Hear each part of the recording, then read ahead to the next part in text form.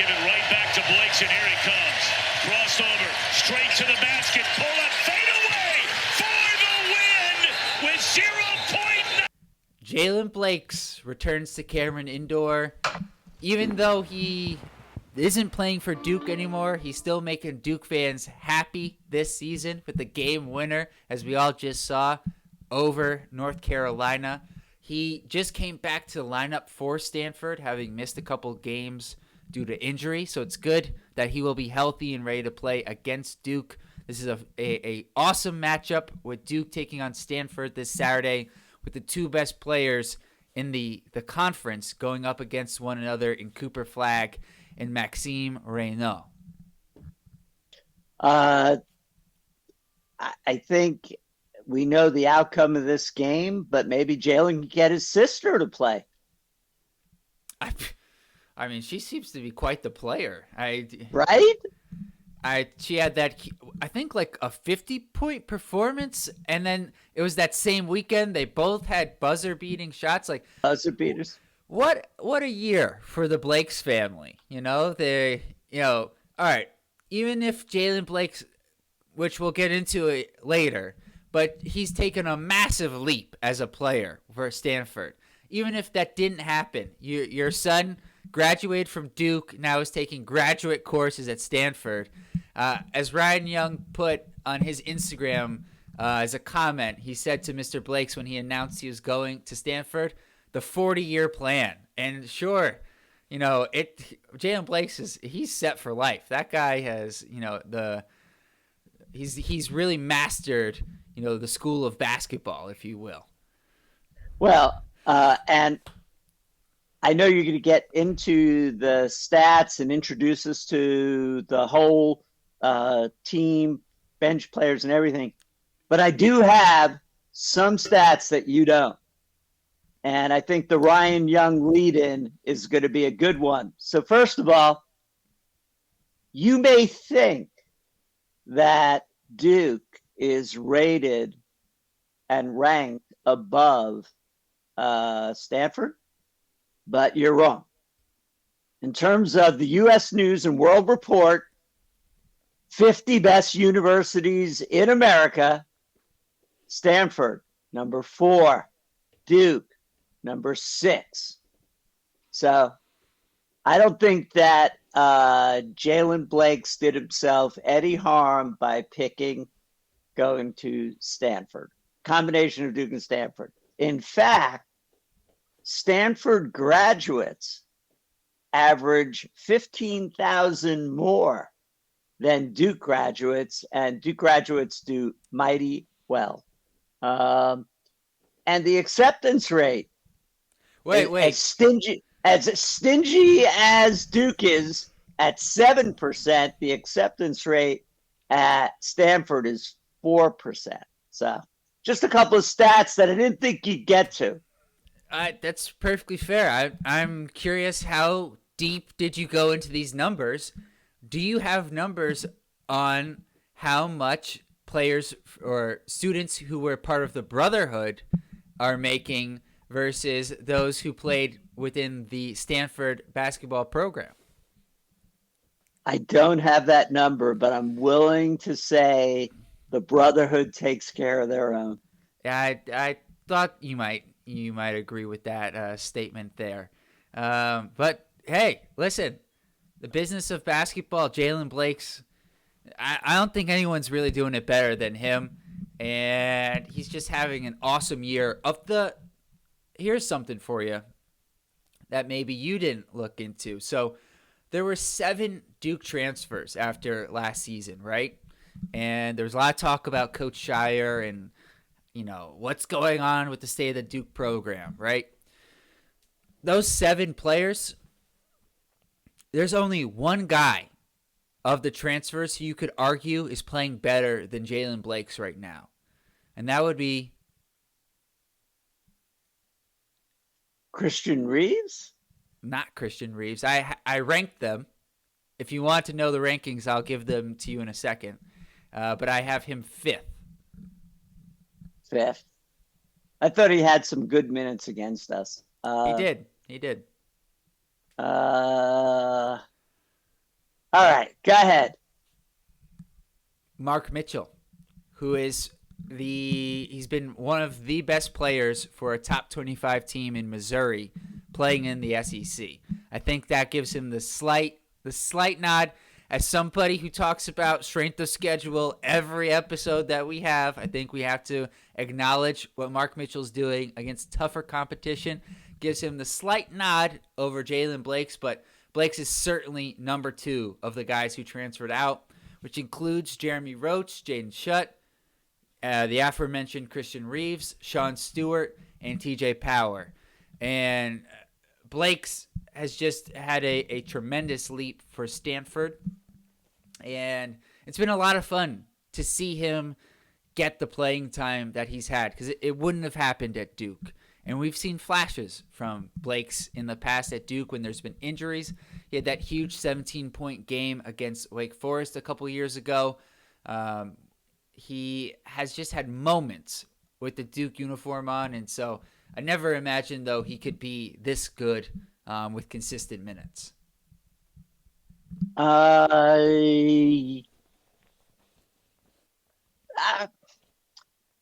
We love Jaylen Blakes.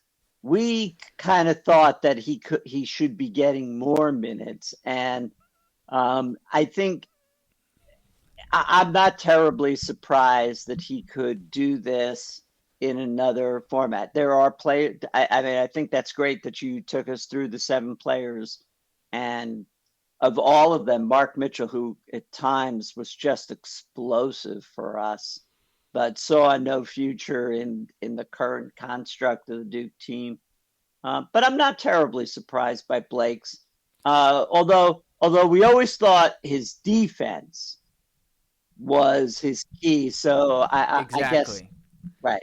What I'm not surprised. Like, he's averaging 2 steals a game. No surprise there. Like, the surprise is that he's averaging 14 points and 5 assists per game.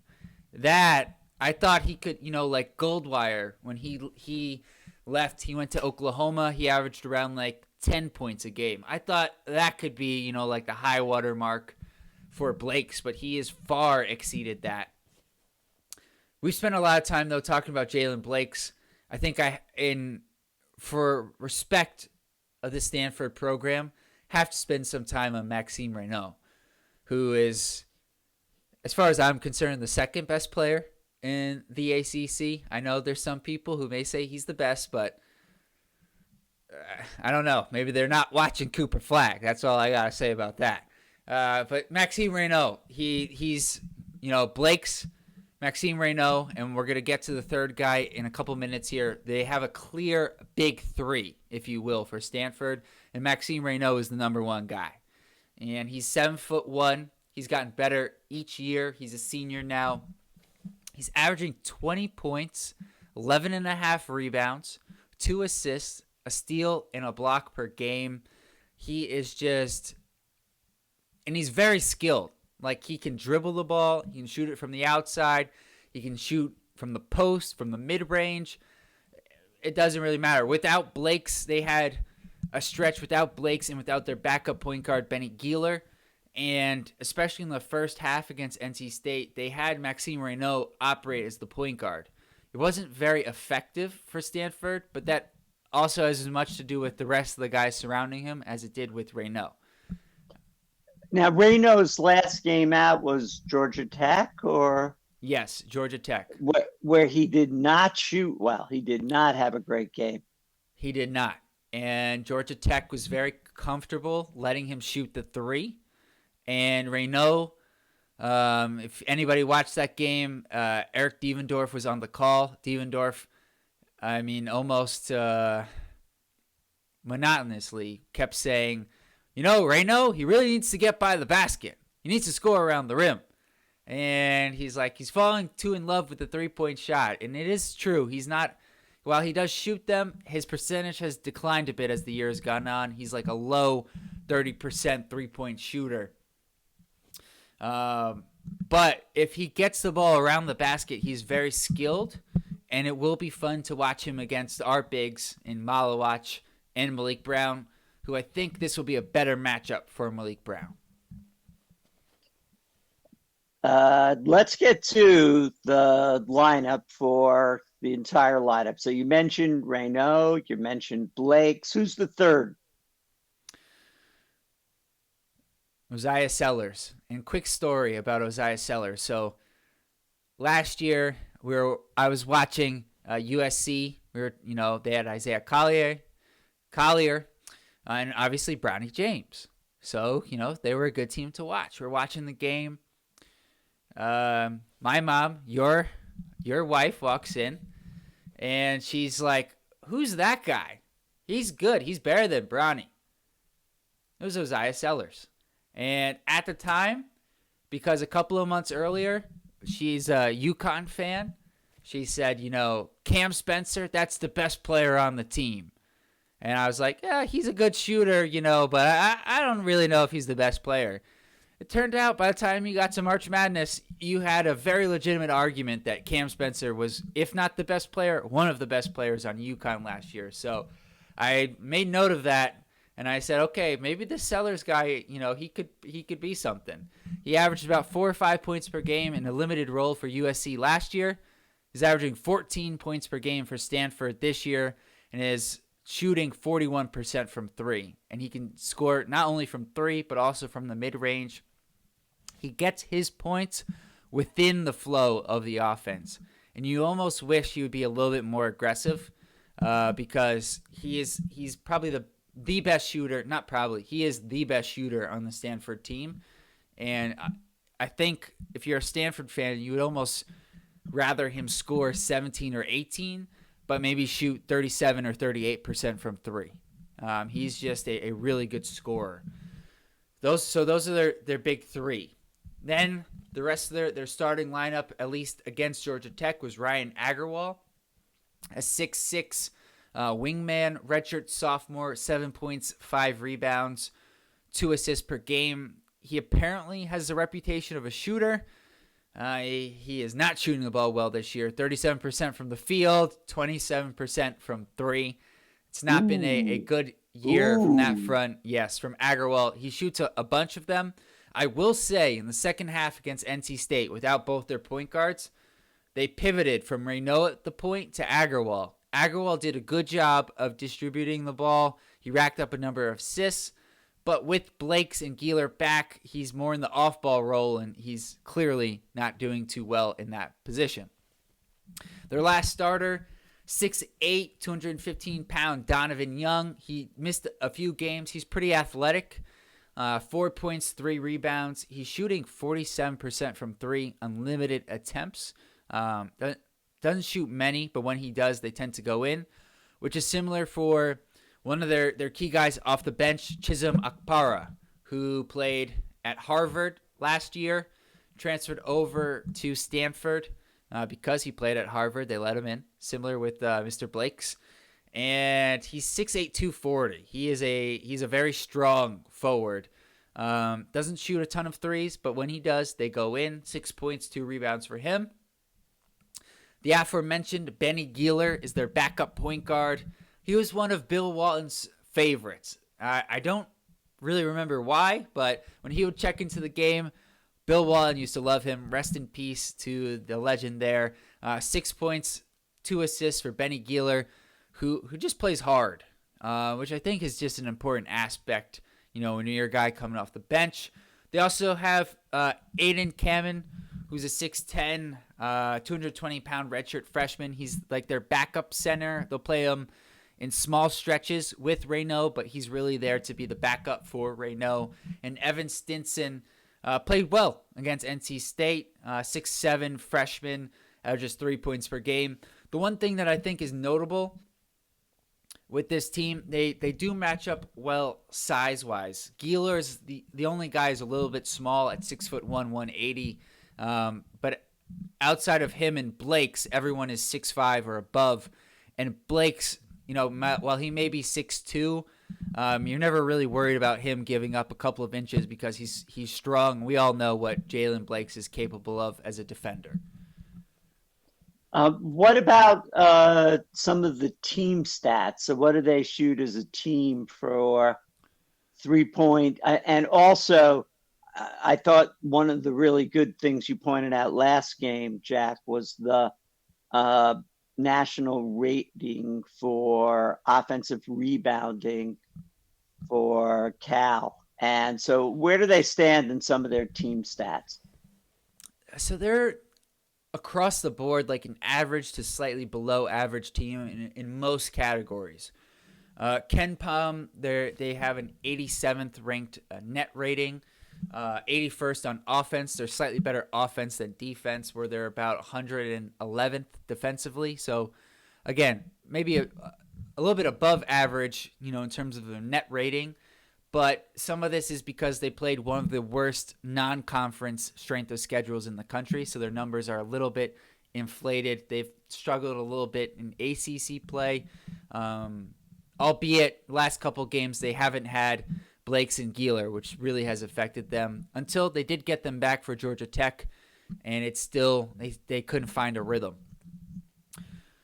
They shoot 44% from the field, 51% from 2, 33% from 3. Not the greatest three-point shooting team. There's two things that they do actually really well. The first is that they are a top 60, top 70 team in terms of they don't turn the ball over. And Jaylen Blakes has been their point guard. And, him and Reynaud, they average over 2 turnovers per game, but no one else is above 1. And that's important because those two guys have the ball the majority of the time. So it's kind of okay that they average over 2 turnovers because it's kind of expected, right? It makes sense. The other thing that these guys do really well, they are one of the better free throw shooting teams in the country, top 20 in the country at 78% as a team. And specifically, their big three, Reynaud, Sellers, Blakes, they all shoot at least 88%. Blakes is the low man of the group at 88%. Reynaud and... Actually, that's not true. That was in conference play. I'll take that back. That's in conference play. They shoot around 84% or so. Reynaud's kind of dipped. He's around 79% on the season. Blake's is 82%, and Sellers is 87%. So the numbers from before were the conference play numbers. That they're over 90% during conference play. It's pretty impressive because when you get to the free throw line, it's up to you. It's repetition, concentration. It's and are you willing to put the reps in more than anything for your free throw shooting? So as a team, if for those 3 players shooting 88% at 3 guys, I don't think that's going to happen in conference play, but I don't think that's going to happen in Cameron. Oh, maybe not for Reynaud and Sellers, but I think Jaylen Blakes might be pretty comfortable shooting there. And important to note, he gets to the free throw line a ton. He is averaging 6 free throws per game, which is quite a lot at the college level. Look, I think you and I share that we hope the Duke fans are going to be appreciative of Jaylen Blakes and actually give him at least a rousing applause, if not a standing O, for him returning. He was a favorite. And then as soon as the game starts, that goes out the window. They will be trying to disrupt his rhythm at the free throw line. I want a big game out of the Cameron Crazies. It's a Saturday. It's 4 o'clock. There's no reason. They haven't been drinking yet. I think this is a good opportunity for... I don't know. That's, you're going out on a limb there. It's 4 o'clock on a Saturday that they haven't been drinking yet. I don't know. They could have started. They could have. And the other observation I have is based on your analysis here. When Stanford goes into the portal, they take players from Duke and Harvard, not wanting to at all give up their academic level. We didn't compare GPAs. So. Well, those could have been more of your stats. They do have some they have very specific transfer rules. I don't remember exactly what they are. That's my bad. I know certain schools have them. For example, a year and a half ago, Caleb Love was all set to go to Michigan from North Carolina, and he didn't meet their academic requirements, so he had to go to Arizona. That's how he ended up there. Well, what do you think the recruiting pitch was? Hey, the heck with your GPA. Come here. We'll let you play. But it's probably pretty spot on. The only other note from watching Stanford that I wanted to mention here is without Reynaud or Blakes, but really Reynaud on the court, the Stanford offense can really struggle. And especially if both of them are not on the court, they can really get stagnant. And even with them at times, they can really struggle because they have three guys. They've really been struggling to figure out who are guys 4 and 5.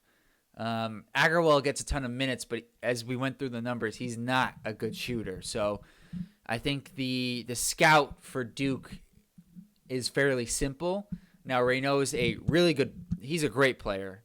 So it's not necessarily, it's maybe simple in terms of what you need to do, but it may not be easy to execute, is I guess what I'm getting at. And I alluded to this earlier, but I do think this could be a bounce back opportunity for Malik Brown against a guy like Reynaud, who, yes, is 7'1", 245 pounds, but he's a skilled big. He wants to kind of like, he's not looking to bang in the post and be like out physical you. And we've seen Malik Brown have success against those type of bigs, especially, Hunter Dickinson, who certainly comes to mind as somebody who Malik Brown was able to frustrate, to say the least. So here are a couple of things that I'm looking for in this game. I'd like to see, that pattern of bounce back games go the way for Con Knippel. I think it'd be a nice game for him to break out with a couple of threes. We discussed this at length in the post-game show, where I think, Lawrence Friedman was chiming in, but I think this is like, let's give Darren Harris the minutes and let's see if we can bring him along between now and the ACC tourney. So I'd like to see Darren Harris get 12 minutes. I want the team to play a full game. Maybe it was a perception that they had gotten the lead up to 23-25 and they took their foot off the pedal. But not to harp on March Madness, but it is almost here.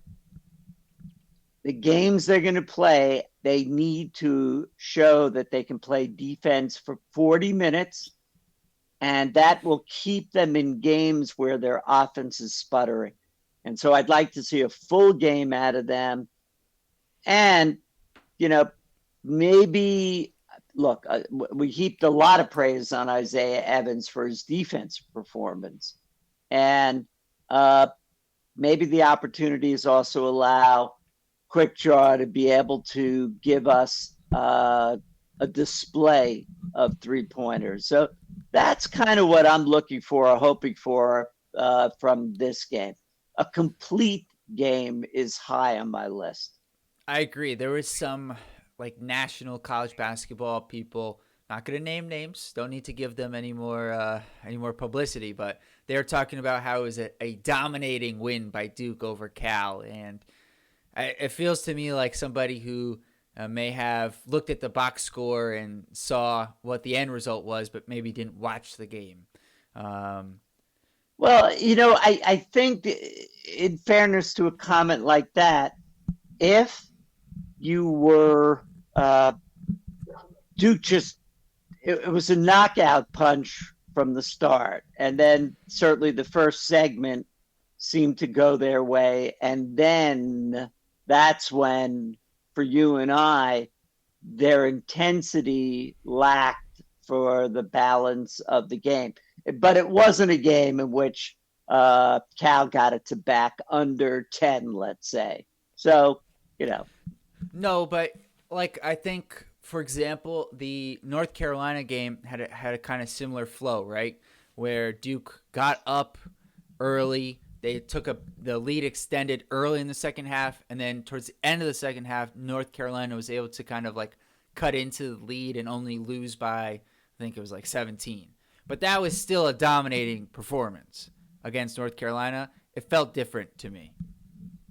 Well, and as long as we're going to talk about point spread, I forgot to say how amazing I was in terms of my prediction in the Cal game. I thought it would be an 80-60 game, a 20-point spread, and the point spread was 21. So wasn't far off there. And total points scored for the game was 140, and I had it at 145. So I take my blame when I got it completely wrong, especially that first game where I kept saying, beat down, and I got that completely wrong. So I just want to say that I was pretty close on that, but we'll get to our predictions in a little bit. We've noticed a theme that you like to brag when you're right about some of these score predictions here. Hold on. I've always said that I own my mistakes. That's what you say. Let's. The one thing I wanted to point out was the matchups, because how we've who's Proctor going to guard, who's Sion going to guard. I think it can be a little bit fun, and Duke has the ability. Certainly, they'll switch a ton, so it's not like they're going to stick to these matchups throughout the game. But my guess is Sion James draws the Jaylen Blakes assignment, and Tyrese Proctor gets Ozziah Sellers.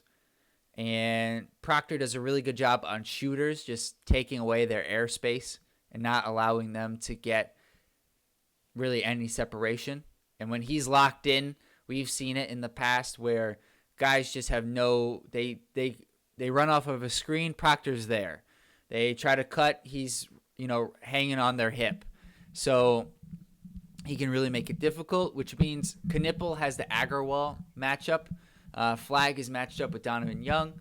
And then Reynaud will be guarded by obviously either Malawach or Malik Brown, depending on who's in the game. So I think... And Patrick Gamba. Well... Who I'm hoping, can continue to get his 5 or 6 minutes. I'm under the assumption that when Gangba's in the game, Kaman is in the game for Stanford, their backup center. That's kind of how I'm looking at that. All right. But to your point, we had let me credit them. We had a number of people chime in with comments on the post-game show. Off the Rip 207 said that Gangba is looking better all the time. He has strong hands and a strong post. And Gangba, to me, is our best offensive big. I don't think it's Malawach certainly has more potential, but in terms of like consistency, even though it's small minutes, Gangba's ability to have like good hands around the rim, he's got good touch around the basket. I know Malawach hit the three. I know if that's where you're going. But absolutely go. Do you want Pat Gamba taking a three? I've actually seen him hit him in high school. So yes, I would be all for it. But I just think, all right, if you want to take away the 3-point shooting, I'll make it very specific. Gangba is the best interior scorer of all the bigs. All right, fair. He's got lots of mobility. He's got lots of mobility. He's got good touch around the rim. And he's got good hands as well, which is important. Jack, what's surprising about that is that Mal's footwork on defense is extraordinary for a guy of that size. And how that doesn't translate into some, I know. I have a theory. well, you're moving backwards on D and you're getting up to the guy, and I get that, but it would be interesting why he doesn't have like a quick step for a 4-footer. I I have a theory. I think it makes a ton of sense. My theory is that, remember, he's only been playing basketball for about 4 or 5 years or so. What did he grow up playing? Soccer. Exactly. And that's why I think his defensive footwork is ahead of his offensive footwork, because it's similar in terms of your footwork defending in soccer versus basketball. But what's very different is the offensive footwork. Completely different. What do you know about soccer? I was all right. I was an all right high school soccer player. But, I would have had a lot of trouble going up against Kama Malawach, I'll tell you that. Not winning any headers over that guy. But I think that has something to do with it, and it's part of the reason why I think his like NBA ceiling is just through the roof, because if he can figure out the offensive footwork and just increase his physicality, man, this sky's the limit for Mr. Malawach. But anything else? Oh, score predictions. I got mine. I'll go first again this time. I'm going with Duke 82, Stanford 56. I had Duke at 82, That's funny. but I thought Renault and Blake's would carry him, and it would be 67. Because if my hope is right that they'll play a complete game, then I agree with your score prediction. But they've had this tendency to build up the lead and let it off, so I think the game's going to finish a 15-point lead. Look, Renault, Blakes, and Sellers could combine for 50, and Stanford could still score 56. It's just they don't get a ton of help, which is unfortunate because those three guys are really good players. So we'll have to see. The only other note, and this, I don't take too much into this, but the last time Duke played a team after they played Georgia Tech, it did not end well for Duke. Clemson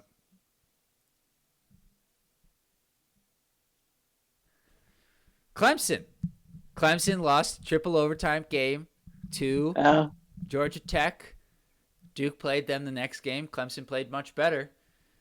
Georgia Tech just beat Stanford by 8 points, but it really wasn't that close.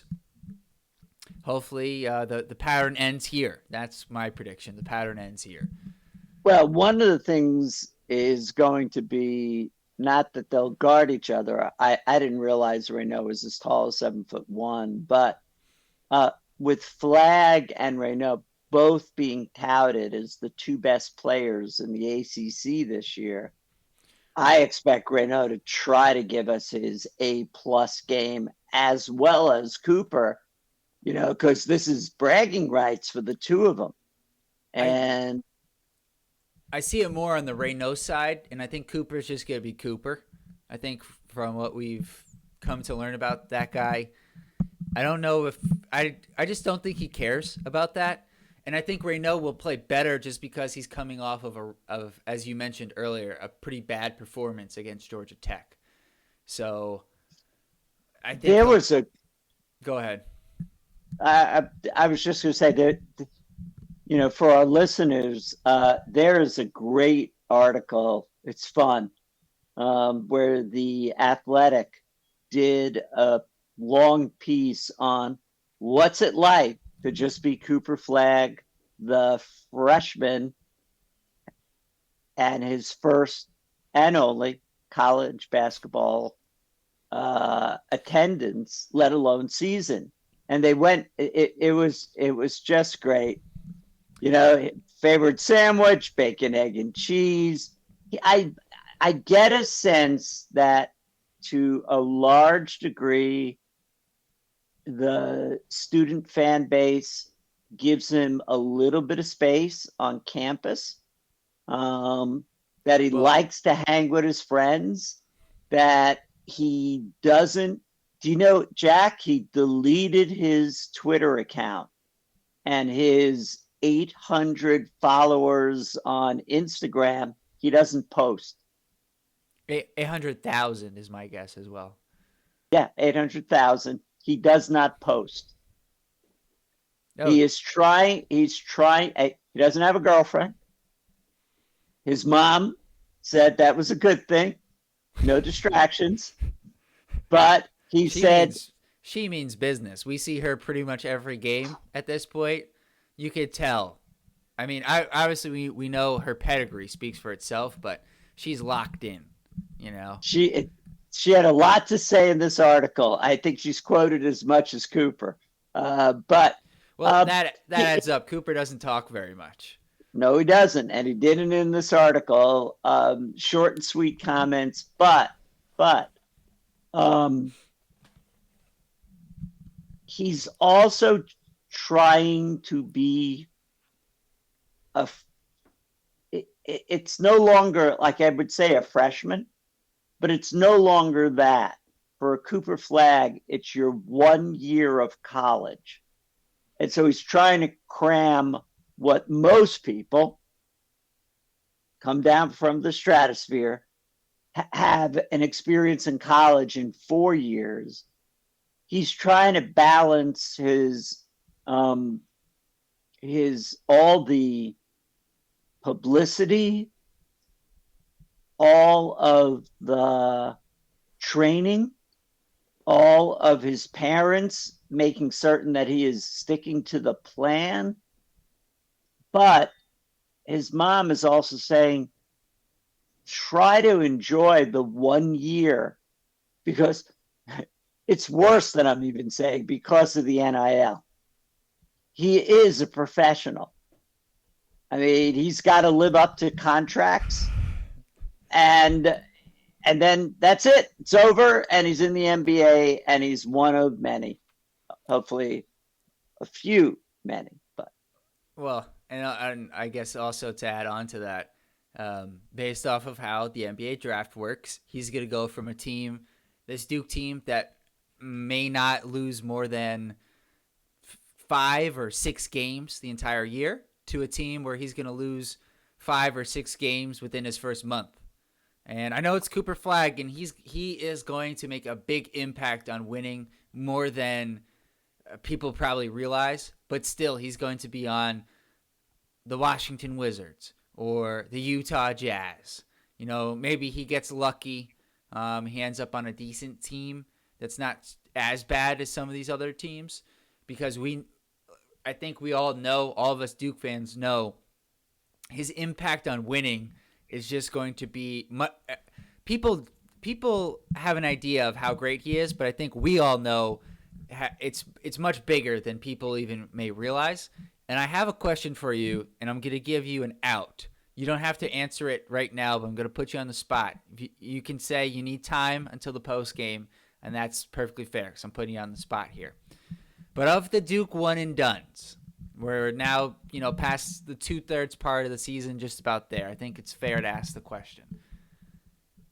I'm not even going to ask you who would you say is better than Cooper Flag, but who would you put on the same tier as Cooper? certainly Zion, because although I was going to say his dunks were just insane for a person of that size. But Cooper is certainly not disappointing us with his dunks. Yeah. But it's not a 360 from a 260-pound big guy whose second jump is certainly a lot higher than my first jump. So certainly I would put him. Zion comes to mind, even with Zion's 6-game injury, his 1 year with Duke, and the amount of followers who have been following was, it's close to 2 million or something. It was insane. That's probably who comes to mind, but there are definitely there were two others that I'm trying to recollect who also Marvin Bagley. Bagley was also otherworldly, and Marvin was known for his second jump, the ability to get up there. You didn't stop him by being able to do that. He was just great. And then one and dones. So were the Jones brothers, either of them one and done? Tyus was. Tyus, Trey was not. right. So Tyus brought a sense of joy to being on that court at a national championship. Also, Tyus and that team, but it was certainly led by Tyus. They had so many comebacks that when Duke would be down by like 10 with 4 minutes to go, I'd be thinking, we said we got that. We got him right where we want him, and he became Tyus Stones. That's how, clutch that guy was for his one season.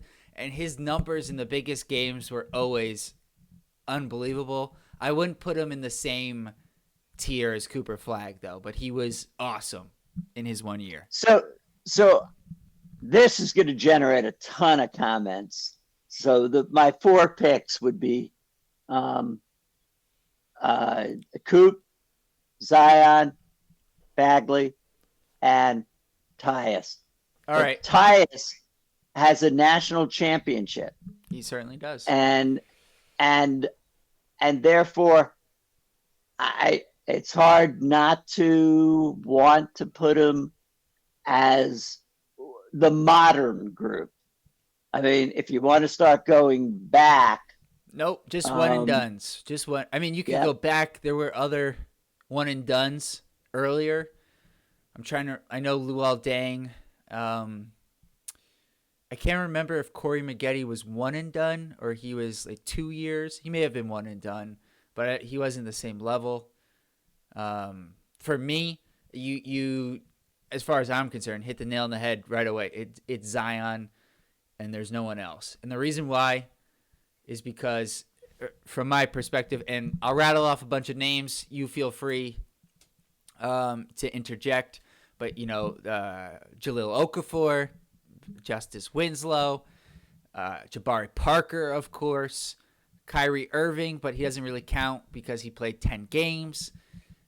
Jason Tatum, who is on your favorite recent Duke team, Brandon Ingram, Paolo Banchero. I think those are the guys. I don't think I'm missing anybody in that level. And the reason why I think Cooper, I just think he's the best. And the reason why is because offensively, he's just as good as those guys. But nobody outside of Zion, but it's just even hard for me to get there, is as good as Cooper defensively. That's where I think he really separates himself from some of the previous great one-and-done Duke players. Well, and certainly none of them are leading all 5 categories for Duke. And that's extraordinary to be able to do that. Tatum, I said this guy is just NBA ready, but I had no idea how high his trajectory was going to go. And to a lesser extent, Banchero as well was phenomenal and built for the NBA and is showing it in Atlanta. By the way, did you catch where Jahlil Okafor's played? The Pacers. Yeah. Good for him. It took him 3 years to get back to the league. I mean, also his body looks completely different. He's clearly been putting in work in the weight room. All right, we've kind of gone off the rails here, but it was a good off the rails segment. Shout out to Lil Okafor. Good for him, man. And we'll see you guys post game Saturday, probably around 6:10 Eastern time after the Duke game against Stanford. Be sure to like this video, subscribe, drop a comment, and share it with your Duke friends. And we'll see you guys post game Saturday. Peace.